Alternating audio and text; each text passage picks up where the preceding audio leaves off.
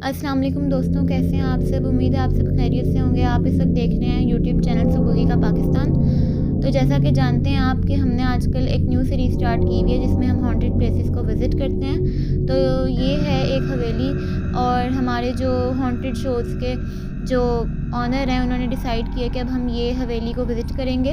हम इस हवेली को इंशाल्लाह इस फ्राइडे विज़िट करेंगे और वीडियो आप तक सैटरडे तक पहुंच जाएगी। तो वीडियो इस हवेली के बारे में इसके इर्द-गिर्द के लोगों ने मशहूर किया हुआ है कि यहाँ पे जिन्नात मौजूद हैं, जिसकी वजह से कोई भी यहाँ पे कदम रखने की भी हिम्मत नहीं करता।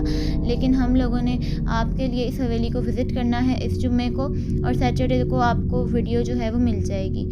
और इसके अलावा आप देख सकते हैं कि हवेली दिखने में भी किस कदर पुरस्रार नज़र आ रही है। बिल्कुल एक खंडर नुमा हवेली की तरह है। यहाँ पे कोई सदियों से नहीं आया, लेकिन हम आपके लिए यहाँ पे जाएँगे।